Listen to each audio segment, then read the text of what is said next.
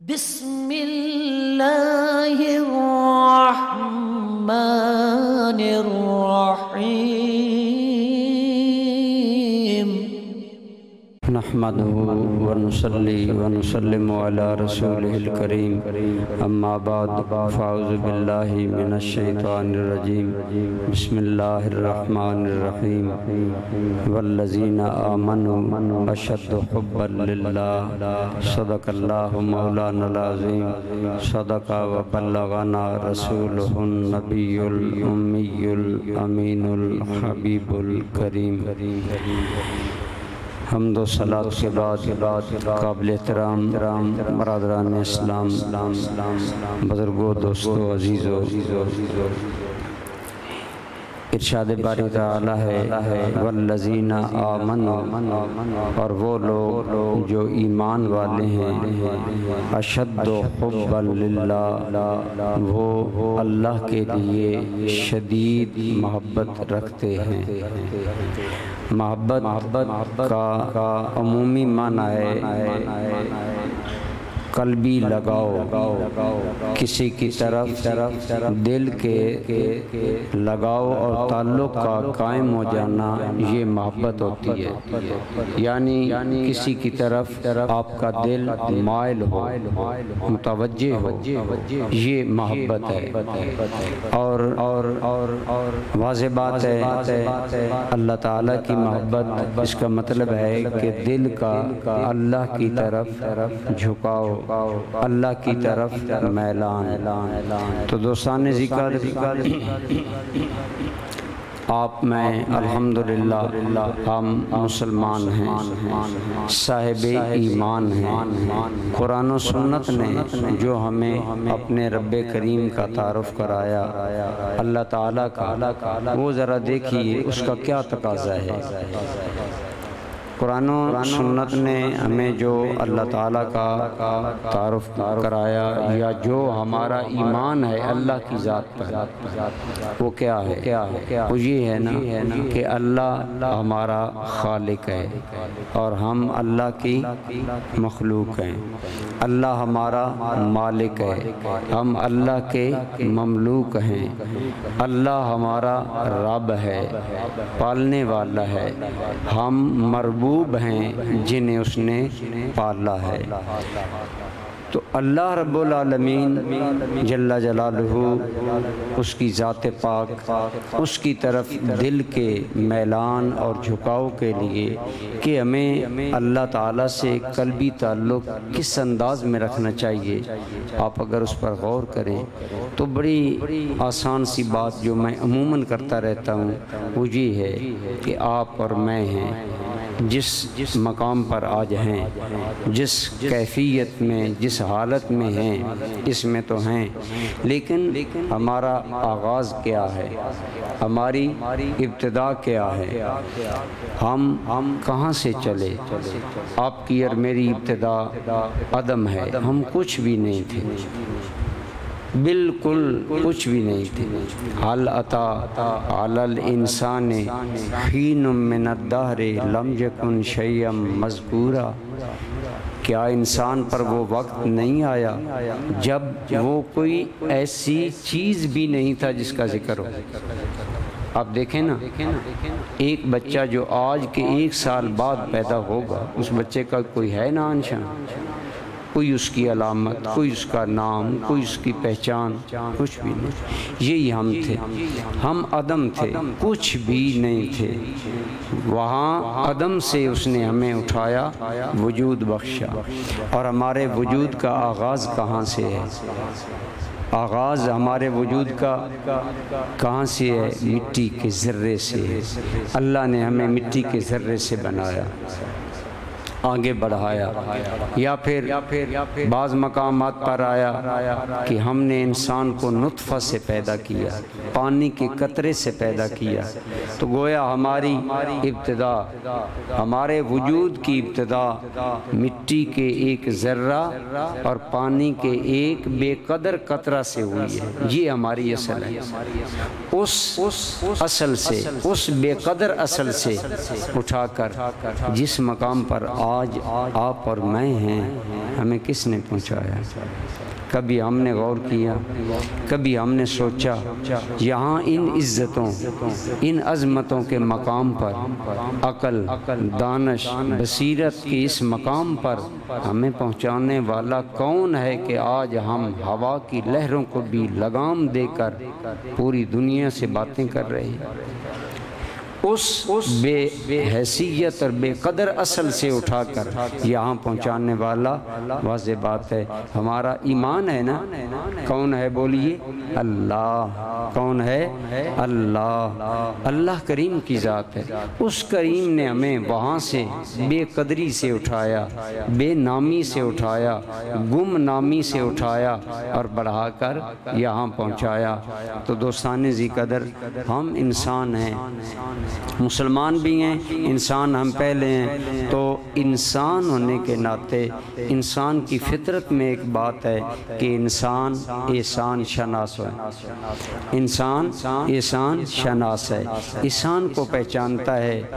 بچپن میں آپ دیکھیں گھر میں بہت سے لوگ ہوتے ہیں، بھائی ہوتے ہیں، بہنیں ہوتی ہیں، رشتہ دار ہوتے ہیں، لیکن بچہ کس سے زیادہ محبت کرتا ہے؟ اگر آپ کو یاد ہو، اور یہ نہ بھولنے والی حقیقت ہے کہ گھر میں بچہ سب سے زیادہ محبت ماں سے کرتا ہے۔ کیوں؟ بچے کے ذہن میں یہ بات ہے کہ مجھ پر سب سے زیادہ احسان کرنے والی ذات میری ماں کی ذات ہے۔ بالکل یہ ہماری انسانیت کی ابتدا ہے نا۔ اس وقت جب آدمی بچہ ہوتا ہے ہماری نیچر بالکل تازہ، ہماری نیچر بالکل غیر آلودہ، جسے دنیا کی کوئی ہوا نہیں لگتی۔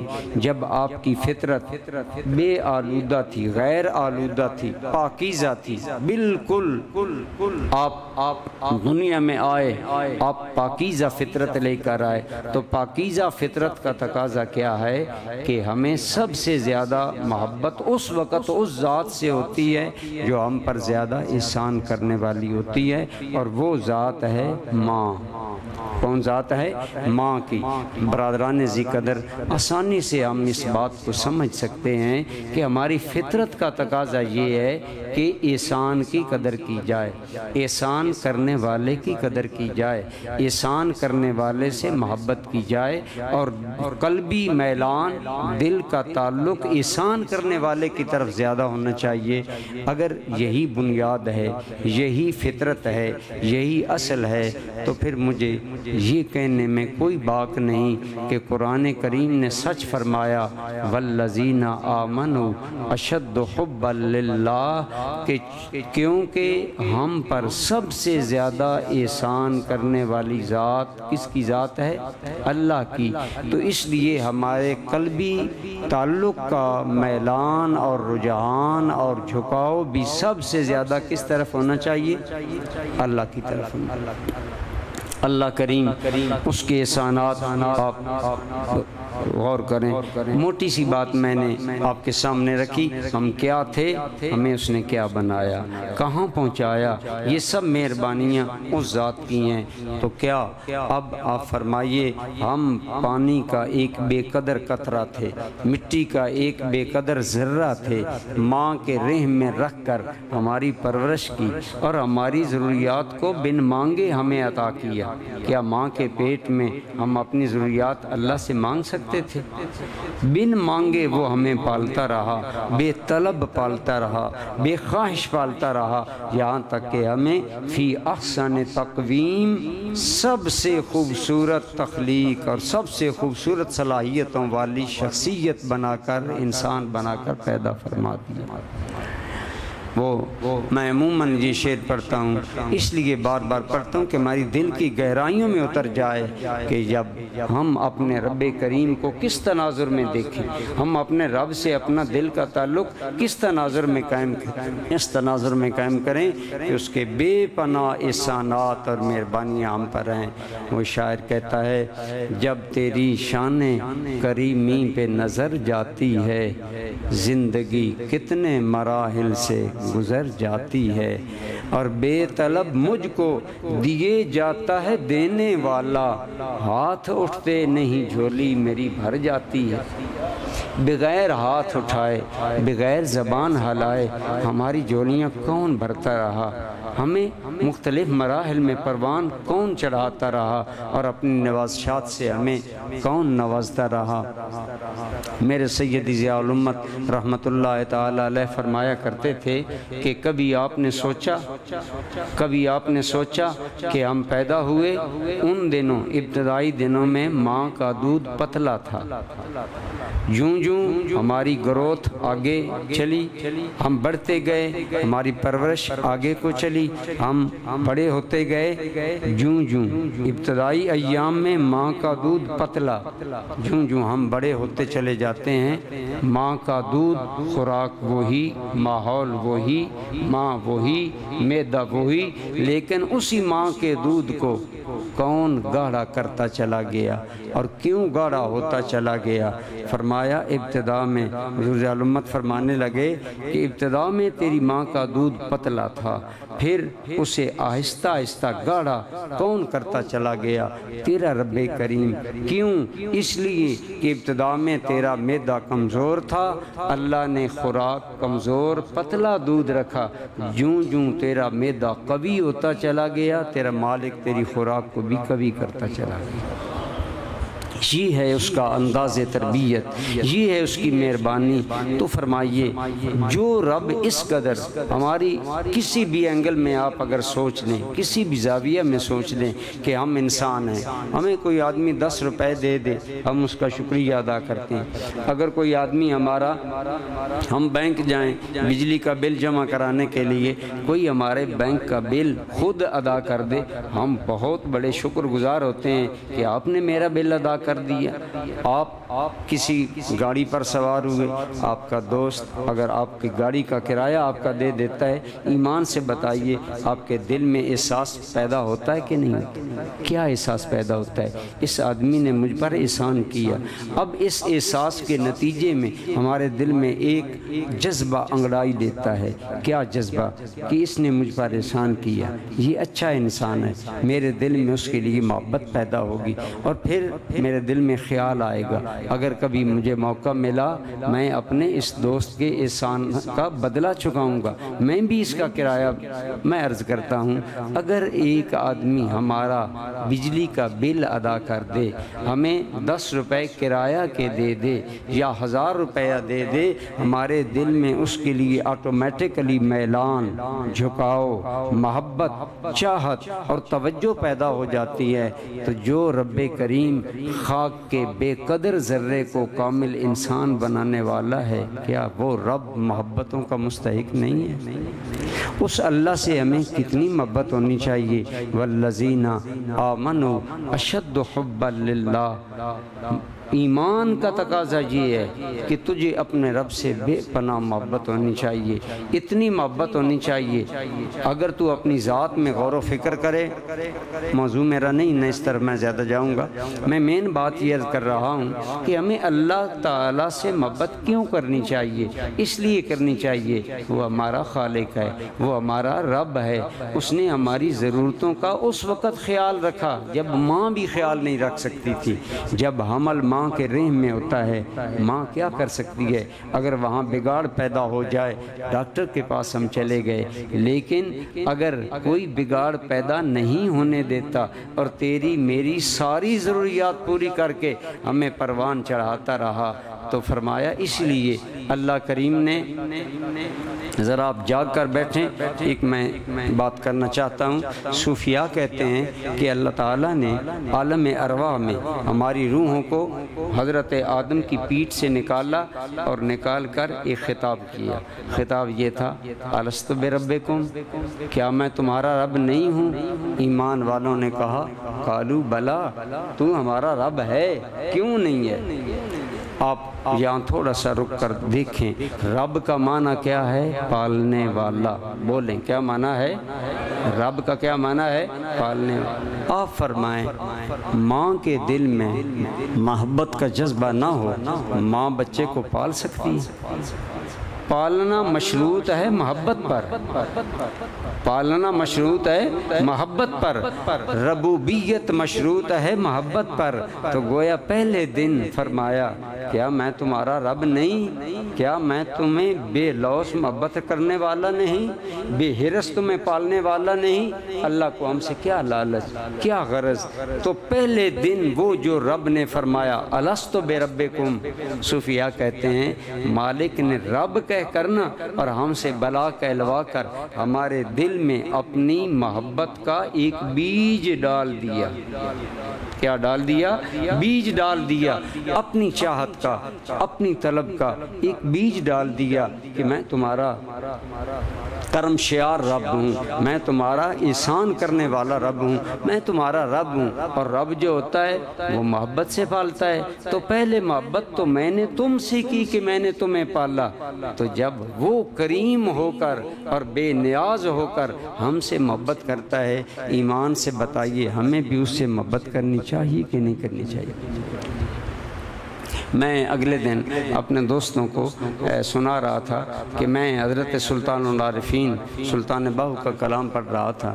حضرت سلطان صاحب فرماتے ہیں کہ الف الستو دل میرے سنیاں، جند پکارے جند بلا پکارے ہو۔ اس کا مطلب یہ ہے کہ الستو بربکم جب کہا گیا تو میرے دل نے تیری یہ آواز سنی اور میرے مالک میں نے سن کر بلا جواب دیا۔ الف الستو دل میرے سنیاں، جند بلا پکارے ہو۔ آپ فرماتے ہیں میرے مالک تو نے الستو بربکم کا سوال کیا، میں نے تیری بارگاہ میں بلا سے اقرار کیا۔ اب اس اقرار کا نتیجہ کیا ہے؟ اس اقرار کا اب یہ محبت کا جو بیج دل میں موجود ہے، جنہوں نے وہ وعدہ یاد رکھا ان کا تو حال یہ ہے کہ ایک لمحہ بھی انہیں چین اور سکون نہیں آتا۔ سلطان صاحب فرماتے ہیں حب وطن دی غالب ہوئی، حب وطن دی غالب ہوئی، ایک پل سون نہ دیندی ہو۔ اے میرے مالک تیری محبت اور تیری چاہت اور تیری طلب اس قدر زیادہ ہے میرے دل میں کہ مجھے تو وہ ایک لمحہ سکون کا سونے بھی نہیں دیتی۔ یعنی اللہ رب العالمین کی محبت کا جوہر ہمارے دل میں موجود ہے۔ تو یہ تھوڑی سی مشکل بات ہے، میں آسان بات کی طرف آتا ہوں۔ اللہ تعالیٰ ہمارا رب ہے اور رب جو ہوتا ہے وہ مہربان ہوتا ہے، وہ رحمت سے پالتا ہے۔ تو جب اس نے اتنی رحمتیں فرمائیں، پھر آپ دیکھیں ہماری تخلیق میں اس کی مہربانیاں شامل ہے کہ اس نے ہمیں ماں کے پیٹ میں پالا، پھر ماں کے دودھ سے ہمیں خوراک عطا فرمائی، پھر ہمارا معدہ مضبوط ہو گیا، ہمیں اپنا اور رزق عطا فرمایا، اللہ تعالیٰ ہمیں پالتا رہا۔ پھر آگے چلیے، اللہ کی محبت اپنے بندوں سے کیا کہ جب تک بندہ نابالغ رہتا ہے، نابالغ بندہ بھی کام تو کرتا ہے، جب تک نابالغ رہتا ہے بندہ کام تو کرتا ہے نیکی کا یا برائی کا۔ تو اللہ تعالیٰ فرماتے ہیں اے میرے بندے مجھے تجھ سے پیار ہے، جب تک تو نابالغ ہے نا تیرا کوئی گناہ نہیں لکھا جائے گا، نہ تیرے ماں باپ کے کھاتے میں نہ تیرے کھاتے میں، بلکہ جو تو گناہ کرے گا میں اپنے کرم سے جسے تو نقصان پہنچائے گا اس کا مداوع میں کر دوں گا اور تیرا گناہ تیرے ذمہ نہیں لکھا جائے گا۔ تجھے بھی معافی ہے، تیرے ماں باپ کو بھی معافی ہے، لیکن نابالغ عمر میں تو جتنی نیکیاں کرے گا وہ نیکیاں ساری میں تیرے ماں باپ کو عطا فرماؤں گا۔ کیا یہ کرم نہیں ہے؟ کیا اس کی محبت نہیں ہے، مہربانی نہیں ہے کہ جب تک ہم نابالغ ہوتے ہیں ہماری کوئی گناہ نہیں لکھا جاتا، اور جب بالغ ہو گئے پھر بھی اس کی مہربانی اور رحمت اور محبت دیکھیے، ہم ہو گئے بالغ، ہمارے لیے قلم دوات وضع ہو گئی کہ لکھو بھئی فرشتوں اس کے عمل۔ اب فرشتوں نے قلم تھام لیا، ذرہ حرکت ہوئی فرشتے حرکت میں آ گئے لکھنے پر، لیکن فرمایا اچھا اس طرح کرنا یہاں بھی میری رحمت اور میری محبت اپنے بندوں کے ساتھ شامل آ جائے۔ یہ ہیں ایمان والے، یہ مجھ پر ایمان لائے ہیں، ان کے لیے ضابطہ میں نے یہ دیا ہے، اگر یہ کریں نا برائی ایک کریں تو اے ملائکہ تم نے برائی ایک لکھنی ہے، لیکن اگر میرا بندہ کرے نیکی تو ایک نہیں لکھنی، ایک کے بدلے میں 10 لکھنی ہے۔ من جاء بالحسنۃ فلہ عشر امثالہا ومن جاء بالسیئۃ فلا یجزی الا مثلہا وہم لا یظلمون۔ نیکی کرو گے 10 گنا لکھی جائے گی، برائی کرو گے 1 لکھی جائے گی، اور کوئی ظلم نہیں ہوگا۔ کیوں؟ تمہارا رب مہربان ہے، تمہارا رب محبت کرنے والا ہے، تمہارا رب احسان کرنے والا ہے۔ میں عرض کر رہا تھا اس کے احسانات ماں کے رحم میں جاری رہے، اس کے احسانات ہماری پرورش میں جاری رہے، اس کے احسانات ہماری عدم بلوغت میں جاری رہے۔ اب بالغ ہو گئے، اس کے احسان پھر بھی جاری ہیں۔ نیکی 1 کرتے ہیں 10 لکھواتا ہے، برائی 1 کرتے ہیں تو 1 ہی لکھواتے ہیں۔ پھر اگلا ضابطہ کیا احسان نہیں ہے کہ چاہیے تو یہ تھا برائی کر لی، جان بوجھ کر کی، بالغ ہو کر کی، عقل مندی سے کی، اب اس کا وبال میری جان پر پڑ جائے، لیکن اس کریم نے یہ بھی گوارا نہ کیا۔ فرمایا اے میرے ملائکہ سن لو، میں تمہیں یہ بتا دوں، تم میرے بندوں کی برائیاں لکھو، لیکن مجھے عزت کی قسم اگر کبھی میں اسے یاد آ گیا اور اسے یہ احساس ہو گیا کہ میں اپنے خالق کا نافرمان، میں اپنے اتنے بندہ شعار رب کا باغی، میں کتنا بڑا بے وفا ہوں کہ میں اللہ کی نافرمانیاں کر رہا ہوں، اے ملائکہ میرا بندہ اگر کبھی مجھے یاد کر کے مجھ سے ڈر کر توبہ کر لے گا، مجھے عزت کی قسم یہ تمہارا لکھا ہوا بھی تمہیں مٹانا پڑے گا اور اس کی جگہ اپنی رحمت شامل حال فرما دینا۔ کیا یہ اس کی رحمتیں، کیا اس کے یہ احسانات، یہ مہربانیاں کیا اس بات کا تقاضا نہیں کرتی کہ ہمیں اپنے رب سے بے پناہ محبت کرنی چاہیے؟ وہ ایک شاعر کیا ہی خوب کہتا ہے، وہ کہتا ہے کہ یا اللہ تیرے کرم پہ قربان جاؤں، اسیاں سے کبھی ہم نے کنارہ نہ کیا۔ اسیاں کا معنی ہوتا ہے نافرمانی، بغاوت۔ اسیاں سے کبھی ہم نے کنارہ نہ کیا، ہم نے تو کبھی بغاوت سے کنارہ نہ کیا، ہم نے تو کبھی گناہوں سے بچنے کا نہ سوچا، اسیاں سے کبھی ہم نے کنارہ نہ کیا، پر دل آزردہ تو نے ہمارا نہ کیا، ہم نے کی بہت ہی جہنم تجویز، پر تیری رحمت نے یہ بھی گوارا نہ کیا۔ بندہ تو گناہ کرتا ہے، بندہ تو گناہ کر کے جہنم کے قریب جانا چاہتا ہے، لیکن اللہ نے فرمایا میرے بندے توبہ کا دروازہ کھلا ہے، آ جانا، جب تو مجھے یاد کر کے ڈر کے تو توبہ کرے گا نا، میں تیرے پچھلے گناہ معاف کر دوں گا۔ یا اللہ اب میرا احساس اتنا بیدار ہو گیا کہ میری راتیں روتے گزرتی ہیں کہ میرے کتنے سال بغاوت میں گزرے، میرے کتنے سال اللہ رب العالمین کی بغاوت کرتے، اللہ کو ناراض کرتے گزرتے۔ یا اللہ میری عمر کا بہت سا حصہ تو ضائع ہو گیا۔ فرمایا مجھے عزت کی قسم میں تیرا وہ احسان فرما رب ہوں کہ اگر تو سچے دل سے توبہ کرے گا تو جتنے تیرے دن اور راتیں گناہ کرتے کرتے گزریں، فَأُولَئِكَ يُبَدِّلُ اللَّهُ سَيِّئَاتِهِمْ حَسَنَات، میں اس پر بھی قادر ہوں کہ میں تیری بدیوں کو بھی نیکیوں میں تبدیل فرما کر الٹا اجر عطا فرما دوں۔ یہ سارا جو میں نے پراسد صاحب کے سامنے عرض کیا، آپ اگر اس پر غور کریں تو کیا اللہ تعالیٰ کے ہم پر احسان ہیں یا نہیں ہیں؟ اپنے دل سے پوچھیں، اپنے ضمیر سے پوچھیں۔ اگر اللہ رب العالمین کے اتنے احسانات ہیں کہ ہم انہیں گن بھی نہیں سکتے۔ حضرت شیخ سعدی نے یاد رکھیں میرے بھائیوں، اللہ کی قسم جب بھی دل کی بات کی ہے صوفیاء نے کی، اہل دل نے کی ہے، اور وہ بات کرتے ہیں تو حیرت ہوتی ہے کہ بات کہاں سے لاتے ہیں۔ حضرت شیخ سعدی فرماتے ہیں اے انسان تو اپنے رب کے نعمتوں کا شکر کیسے ادا کر سکے گا؟ تیری زندگی تیرے سانس سے قائم ہے، ایک تیرا سانس اندر جاتا ہے یعنی ہوا ایک مرتبہ اندر جاتی ہے اور پھر باہر آتی ہے تو زندگی قائم ہوتی ہے۔ اگر یہ سانس کی ڈوری ٹوٹ جائے، اندر جا کر رک جائے تب بھی موت واقعہ، اگر باہر نہ آ سکے تب بھی تو لقمہ اجل بن جائے گا۔ شیخ سعدی فرماتے ہیں تیری زندگی سانس کی ڈوری سے قائم ہے، اور سانس ایک ہے لیکن اس کے احسان دو ہیں، ایک مرتبہ ہوا اندر بھیجتا ہے پھر باہر نکال لیتا ہے۔ اور پھر کرم بار آئے کرم۔ یہ آج سائنس نے یہ باتیں ہمارے سامنے واضح کر دی کہ اندر جاتی ہے تو آکسیجن ہوتی ہے، حیات بخش ہوا ہوتی ہے، باہر نکلتی ہے تو کاربن نکلتی ہے زہریلی جو موت کا سبب بنتی ہے، لیکن مالک نے خلا اتنا بڑا بنا دیا کہ میرے بندوں کو نئی آکسیجن حاصل کرنے کے لیے دقت نہ کرنی پڑے۔ یہی کاربن جب ہوا میں جائے گی دوبارہ آکسیجن بن کے نئی اور تازہ بن کر میرے بندوں کی زندگی قائم رکھنے کے لیے تیار ہو۔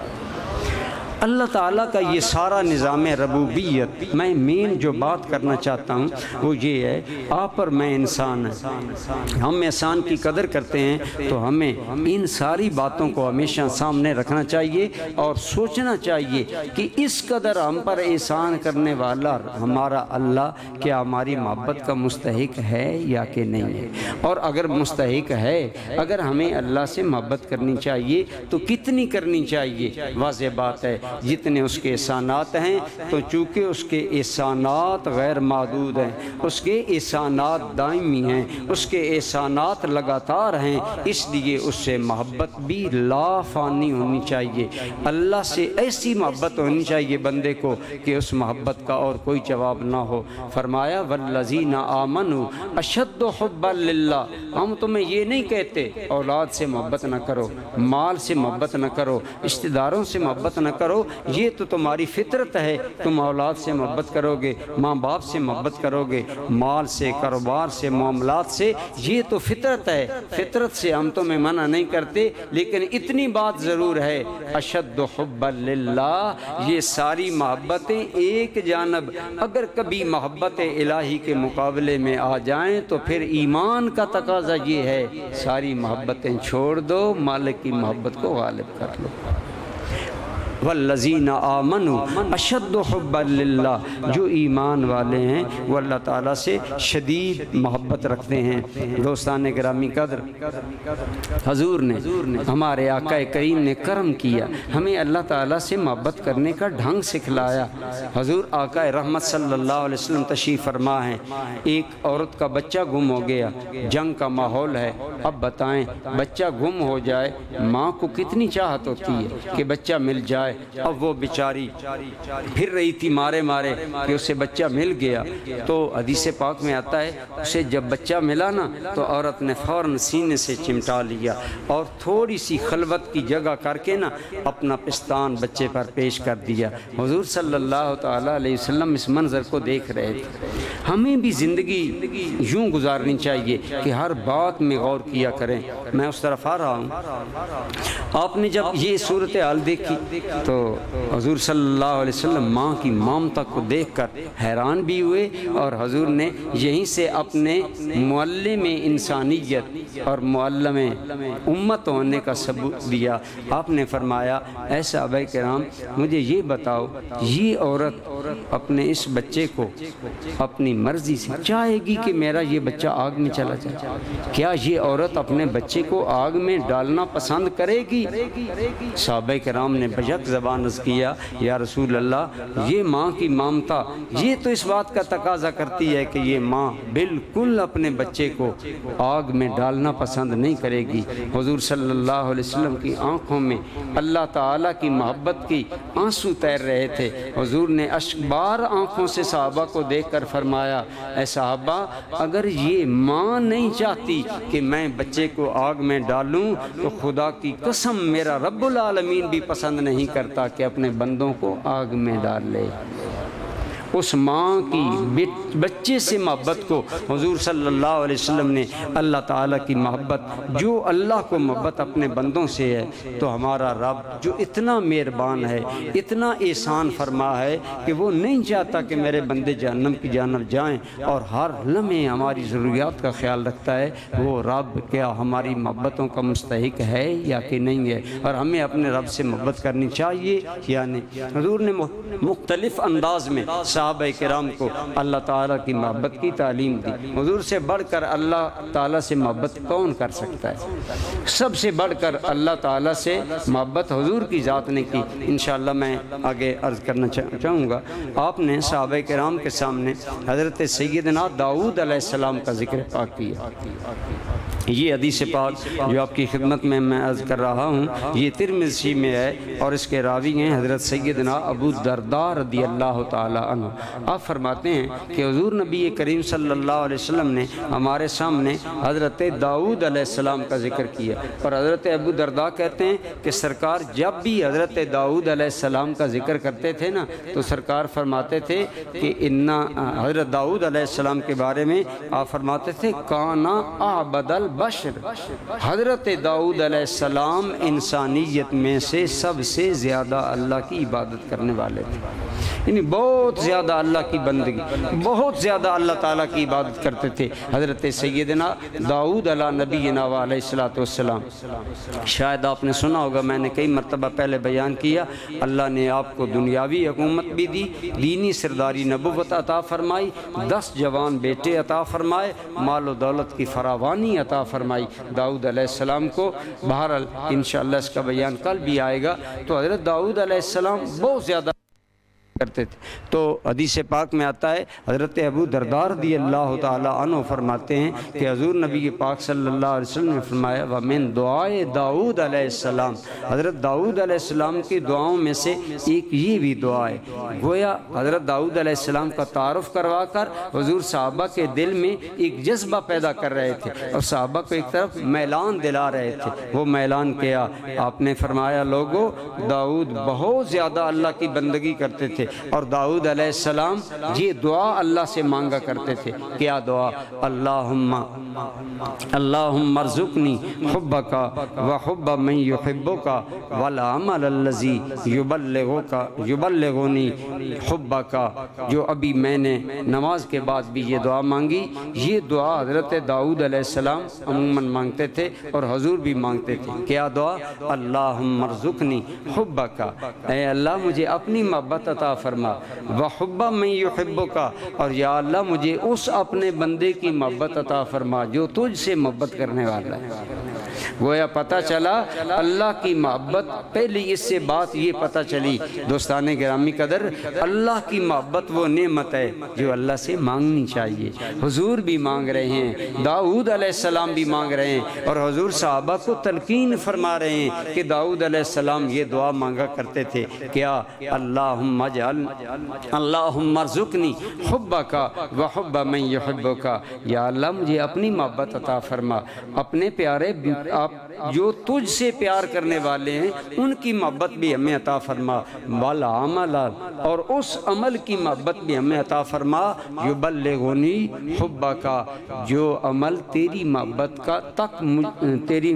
تک مجھے پہنچائے، یا اللہ اس عمل کی محبت مجھے عطا فرما۔ تو گویا پتہ چلا اللہ کی محبت وہ نعمت ہے جو اللہ سے مانگنی چاہیے۔ کیا کرنی چاہیے؟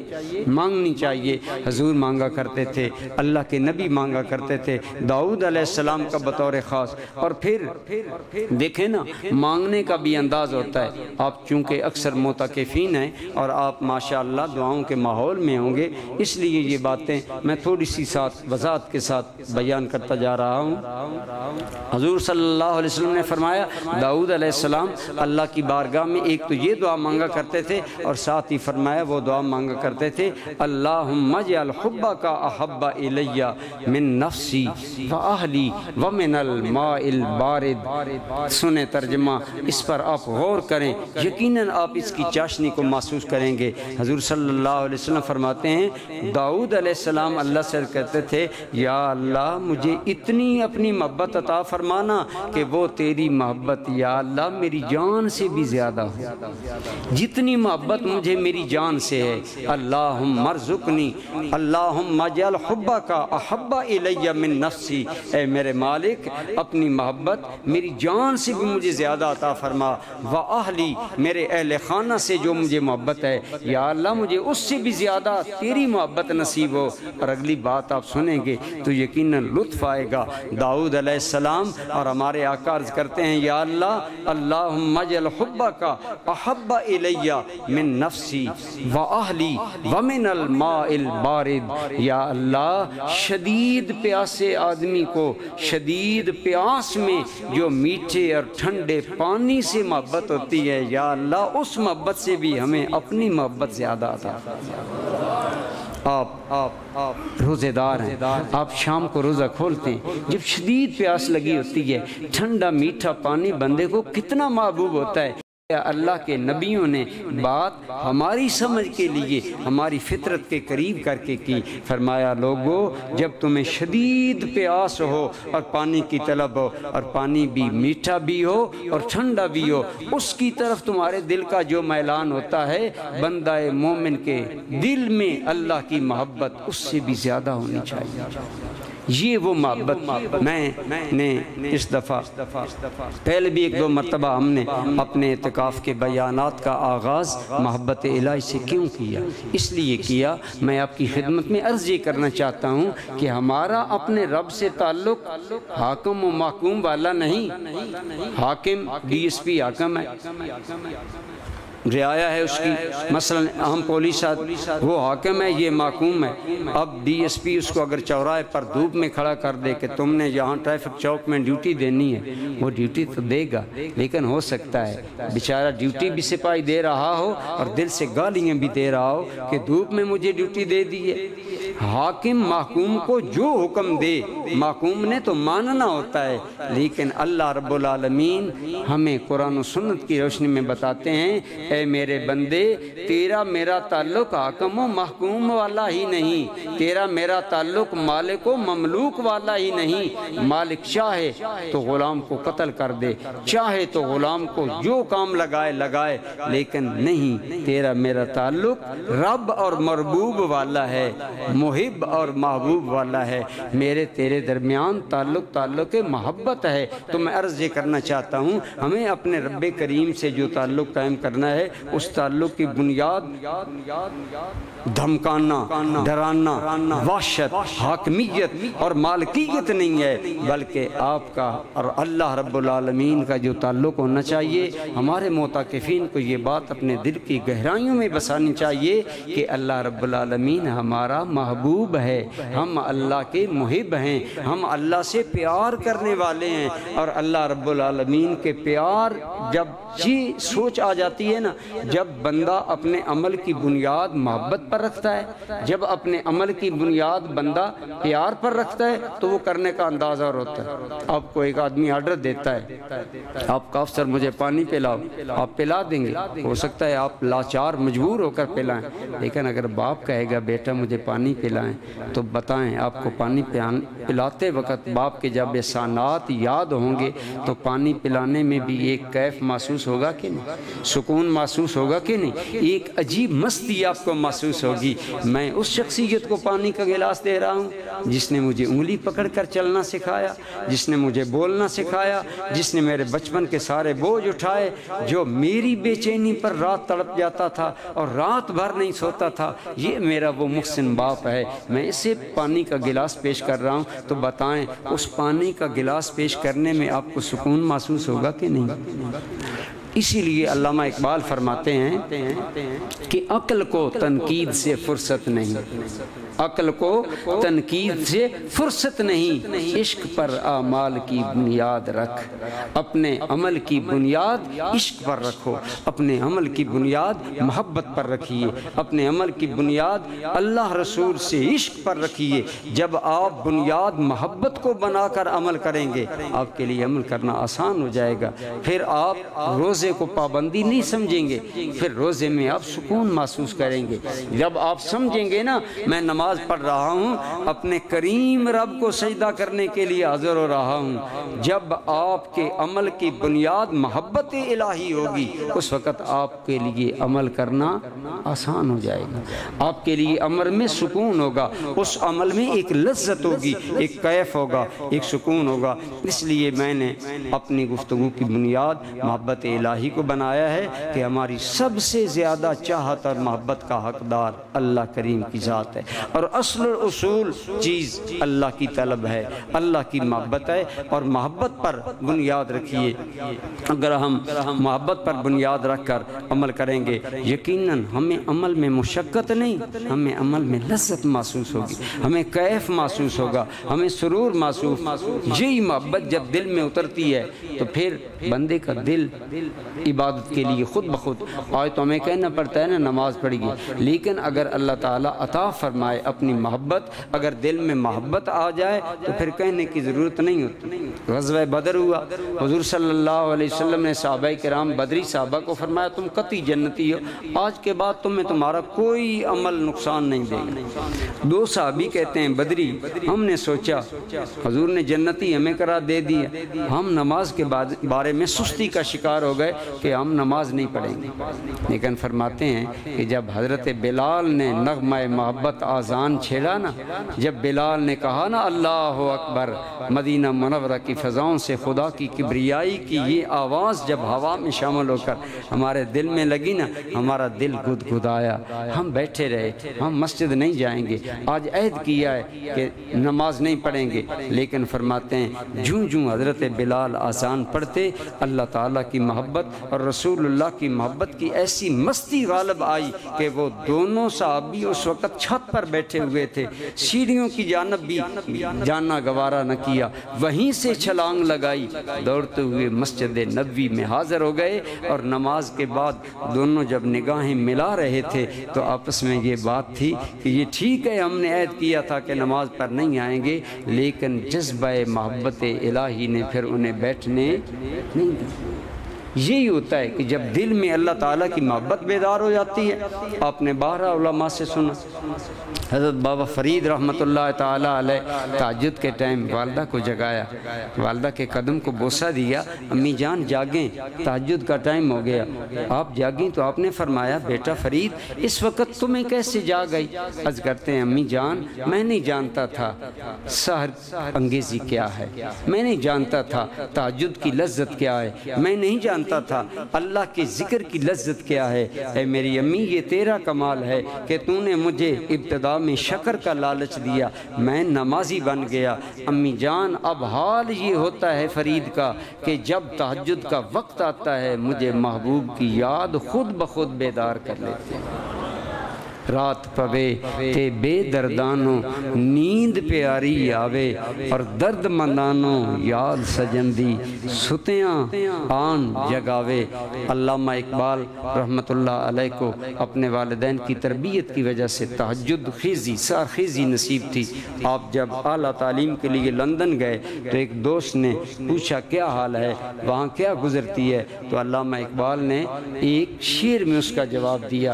اقبال نے کہا زمستانی ہوا میں گرچہ تھی شمشیر کی تیزی، زمستانی کہتے ہیں شدید ٹھنڈی، اس دور میں لندن کا موسم سخت ٹھنڈا تھا۔ زمستانی ہوا میں گرچہ تھی شمشیر کی تیزی، نہ چھوٹے مجھ سے لندن میں بھی آداب سحر خیزی۔ لندن جا کر بھی میں سحری کی لذت کو نہیں بھولا، سحری کے سرور کو نہیں بھولا، اس کیف کو نہیں بھولا۔ کیوں؟ اس کیف کی بنیاد محبت الہی تھی، اس کیف کی بنیاد اللہ کی چاہت تھی، اس کیف کی بنیاد اللہ کی طلب تھی۔ یہی وجہ ہے برادران ذی قدر، حضرت رابعہ بصریہ کے بارے میں آتا ہے کہ آپ ساری رات اللہ کی بندگی کرتی، ایک رات عبادت کر رہی تھی، کبھی سجدے میں تھی نا کہ مؤذن نے آذان دے دی۔ جب مؤذن نے آذان دی تو رابعہ پتہ ہے کیا کہتی ہے؟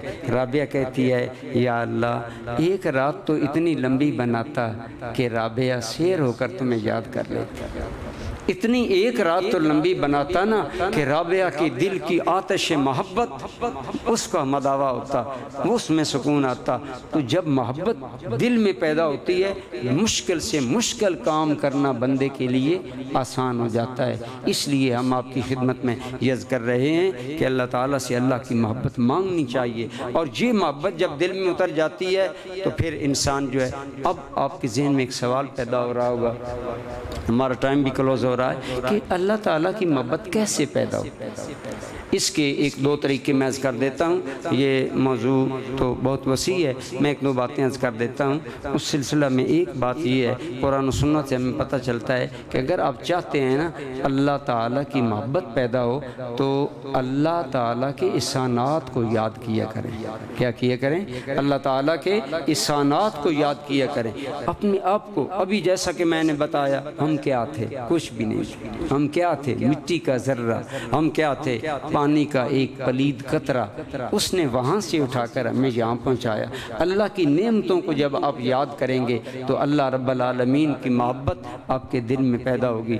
حضور نبی رحمت صلی اللہ تعالیٰ علیہ وآلہ وسلم نے یہی ایک ترکیب بتائی کہ اللہ کی، حضور صلی اللہ علیہ وسلم نے فرمایا لوگو احب اللہ، انداز دیکھیں حضور کا، حضور نے فرمایا احب اللہ لما یغزوکم من نعمہ، اے لوگو میرے اللہ سے محبت کیا کرو، کیوں؟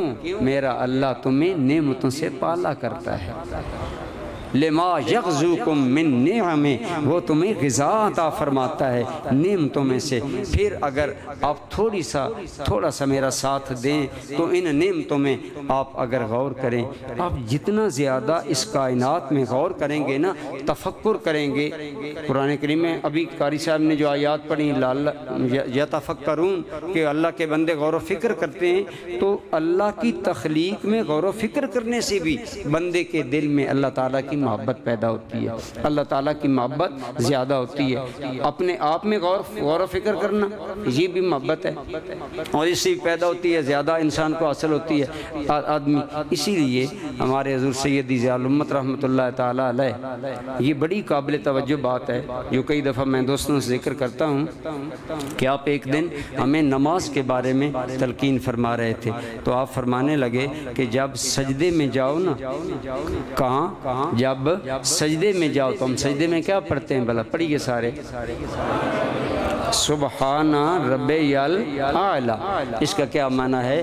پاک ہے میرا رب جو سب سے بلند تر ہے، سب سے بلندیوں والا ہے۔ سبحان، پاک ہے، ربی میرا رب، الاعلیٰ جو سب سے بلند و بالا ہے۔ حضور ضیاء الامت رحمۃ اللہ تعالیٰ علیہ فرمانے لگے جب سجدے میں جاؤ نا اور یہ پڑھو لفظ سبحان ربی الاعلیٰ، تو ہے نا میرا رب، تو یہ کہا کرو اے میرے نویکلے رب، اے میرے رب میں ڈوب کر تیری ذات پر جتنے رب کے احسان ہیں ان میں غور کر کے جب سبحان ربی الاعلیٰ تو کہے گا تو تیرے سبحان ربی الاعلیٰ کہنے میں ایک مستی پیدا ہوگی، ایک لذت پیدا ہوگی، ایک سکون پیدا ہوگا، ایک قرار پیدا ہوگا۔ سبحان ربی العظیم، میرے رب میں کتنی، دیکھیں نا لوگ کہتے ہیں جب بچہ بہت زیادہ محبت میں ہوتا ہے تو کہتے ہیں میری ماں میں ایک خاص چاہت ہے، ایک خاص تعلق ہے، اسی طرح میرے رب میں ایک خاص سکون ہے، ایک لذت ہے۔ فرمایا یہ چیز ذہن میں رکھ کر سبحان ربی الاعلیٰ پڑھا کریں، سبحان ربی العظیم پڑھا کریں، اپنے رب کا نام دیا کریں۔ جب آپ اس طرح کائنات میں غور و فکر کریں گے، اپنی ذات میں غور و فکر کرو تب بھی اللہ کی محبت بڑھے گی، اگر کائنات میں غور و فکر کرو تب بھی اللہ تعالیٰ کی محبت بڑھے گی۔ ڈاکٹر غلام جیلانی برق ایک مقام پر لکھتے ہیں کہ اے میرے مسلمان بھائی، یہ کائنات کی اودی فضائیں، یہ ٹھنڈی ہوائیں، یہ نیل گوں بادلوں کا سما، اور پھر ان کا خرامہ سطح آسمان پر چلنا، کیا تمہیں یہ تیرے رب کی یاد نہیں دلاتا؟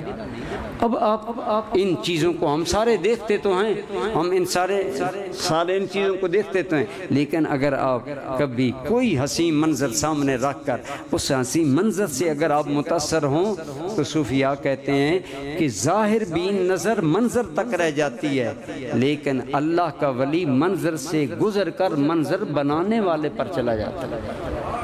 مثلا اگر آپ دیکھ رہے ہیں بڑا سہانا موسم ہے، بادل چھائے ہوئے ہیں، ٹھنڈی ٹھنڈی ہوا چل رہی ہے، آپ کے بدن میں ایک تازگی اور ایک زندگی کی رمق دوڑ رہی ہے، آپ کے دل میں ایک فرحت پیدا ہوتی ہے کہ نہیں، ایک خوشی پیدا ہوتی ہے کہ نہیں، تو وہ جو خوشی ہے آپ اس خوشی میں اپنے رب کو کیوں نہ تلاش کریں کہ جب وہ خوشی آپ کے دل میں پیدا ہو تو آپ سوچیں یہ خوشی مجھے دینے والا کون ہے۔ آپ جب ٹھنڈا میٹھا پانی پئیں اس میں جو آپ کو سکون آئے، آپ اس سکون دینے والے رب کو وہاں تلاش کریں۔ جب آپ انتہائی لذیذ اور پیارا دودھ پئیں، اس دودھ کے پینے سے جو آپ کو لذت و سکون محسوس ہو، اس کو آپ اس کے پیدا کرنے والے کی جانب لے جائیں۔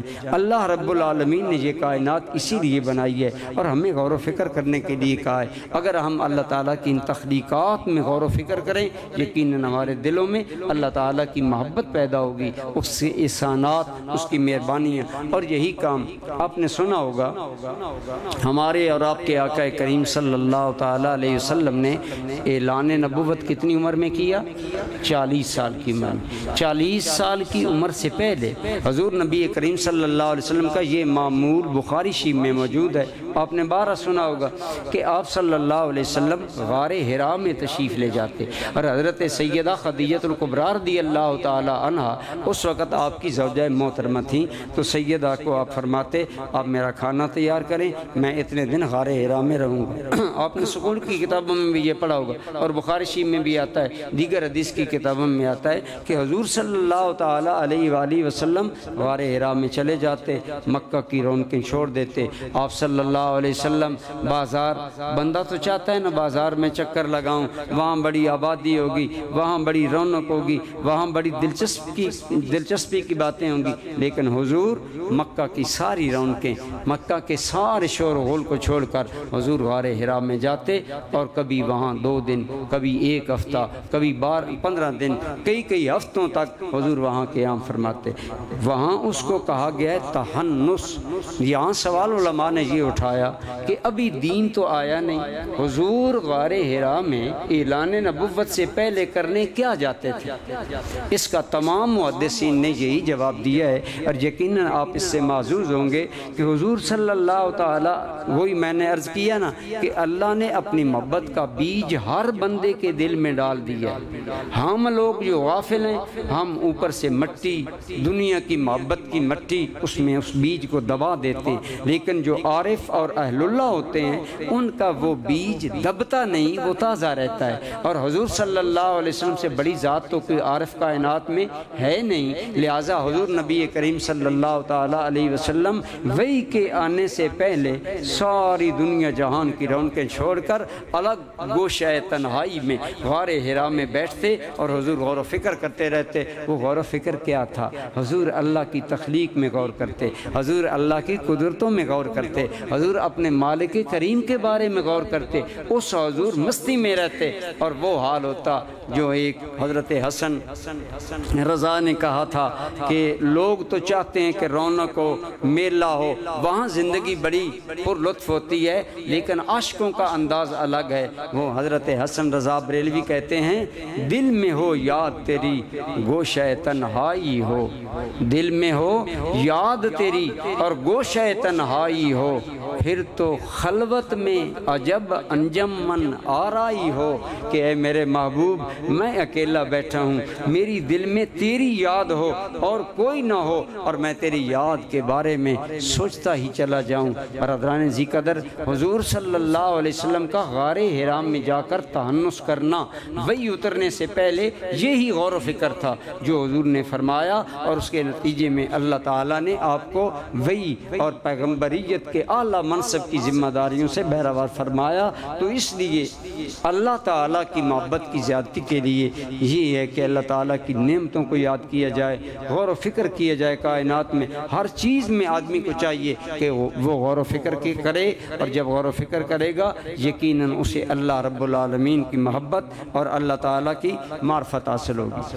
وجہ یہ ہے کہ جب بندہ مثلا ایک علماء نے فرمایا ایک طریقہ یہ ہے کہ اللہ کی صفات میں غور و فکر کرو، اللہ کی صفات میں کہ اللہ کتنا مہربان ہے، اللہ کتنا رحیم ہے، اللہ کتنا حلم والا ہے۔ ہمارا دشمن کوئی دشمنی کرے ہم تو اسے چھوٹی سی رعایت دینے کے لیے تیار نہیں، لیکن یہ اللہ کا حوصلہ ہے نا کہ کافروں کو بھی رزق دے رہا ہے، کافروں کو بھی زندگی دی ہے، رزق دی ہے، اولاد دی ہے، نعمتیں دی ہیں، ساری چیزیں۔ تو اللہ تعالیٰ کی ذات حلیم ہے، کتنا بڑا حلم ہے اس کا۔ اگر دنیا کا سارا آپ اندازہ لگائیں، ایمان والے لوگ کم ہیں اور بے ایمان زیادہ ہیں، لیکن اس کے باوجود وہ کریم مالک ہے، رحیم ہے، حلیم ہے، حلم والا ہے، بردبار ہے، صبور ہے، بہت زیادہ صبر کرنے والا ہے۔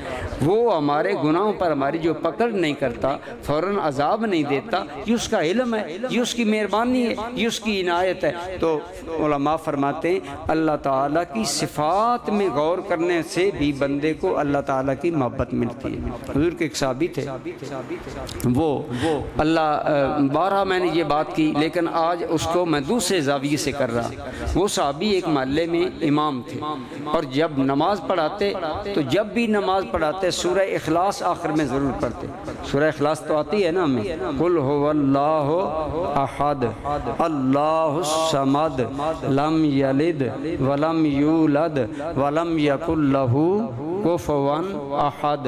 اس میں اللہ کی شان احدیت کا بیان ہے، اللہ کی شان صمدیت کا بیان ہے، اللہ کے بے اولاد ہونے کا بیان ہے، اس بات کا بیان ہے کہ اللہ کا کوئی ماں باپ نہیں، وہ کسی کا پیدا کردہ نہیں، یہ ساری صفات ہیں۔ احدیت یہ بڑی لمبی بات ہے، اس کو ہم نہیں چھیڑتے۔ صمدیت اللہ کا بے نیاز ہونا۔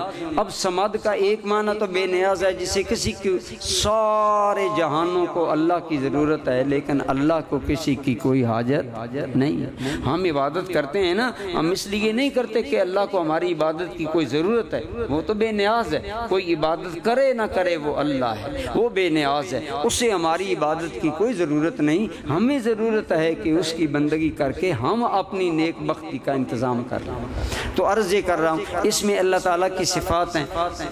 حضور کے وہ صحابی سورۃ اخلاص ضرور نماز میں پڑھتے۔ صحابہ نے شکایت لگائی، یا رسول اللہ صلی اللہ علیہ وسلم، یہ صحابی جب بھی جماعت کراتا ہے سورہ اخلاص ضرور پڑھتا ہے۔ تو آپ صلی اللہ علیہ وسلم نے فرمایا اس سے پوچھو کیوں پڑھتا ہے۔ جب اس سے پوچھا گیا کہ آپ ہر نماز میں سورہ اخلاص کیوں پڑھتے ہیں، تو اس نے عرض کیا، یا رسول اللہ صلی اللہ علیہ وسلم، آقا وجہ یہ ہے کہ اس صورت میں نا اللہ تعالیٰ نے اپنی صفات بیان فرمائی ہیں، تو چونکہ اس صورت میں اللہ تعالیٰ کی صفات بیان کی گئی ہیں اور اللہ تعالیٰ کی توحید کو بڑے خالص انداز میں بیان کیے گئے، اس لیے یہ صورت مجھے پسند ہے۔ تو حدیث پاک میں آتا ہے، اور یہ حدیث متفق علیہ بخاری و مسلم دونوں میں موجود ہے، کہ حضور صلی اللہ علیہ وسلم نے فرمایا، اخبروہ ان اللہ یحبہ، اے صحابہ اس کو بتا دو کہ اے انسان اگر تو سورہ اخلاص سے اس لیے محبت کرتا ہے کہ اس میں اللہ کی صفات کا بیان ہے، تو اللہ فرما رہا ہے میں بھی تجھ سے محبت کرتا ہوں۔ تو جو اللہ کی صفات میں غور فکر کرتا ہے، جو اللہ تعالیٰ کی صفات میں توجہ دیتا ہے، ان میں غور و فکر کرتا رہتا ہے، تو اللہ تعالیٰ اسے تو اپنی محبت عطا فرماتا ہے۔ الحمدللہ ہم متعاقفین ہیں، تو حضور صلی اللہ تعالیٰ علیہ وآلہ وسلم غار حرا میں جاتے اور وہاں ہفتوں کئی دنوں تک حضور تنہائی میں بیٹھ کر اپنے اللہ کو یاد کرتے، غور و فکر کرتے، اور اس کی بارگاہ میں اس کی یاد اور اس کے تعلق کو زیادہ کرتے۔ اللہ نے ہمیں بھی اعتکاف میں موقع دیا ہے کہ ہم بھی اللہ تعالیٰ کی بارگاہ میں حاضر ہیں، کچھ ٹائم تنہائی میں نکال کر اللہ تعالیٰ کی طرف فل توجہ کر کے اللہ تعالیٰ کو یاد کیا کریں، ذکر کریں، تب بھی توجہ سے کریں۔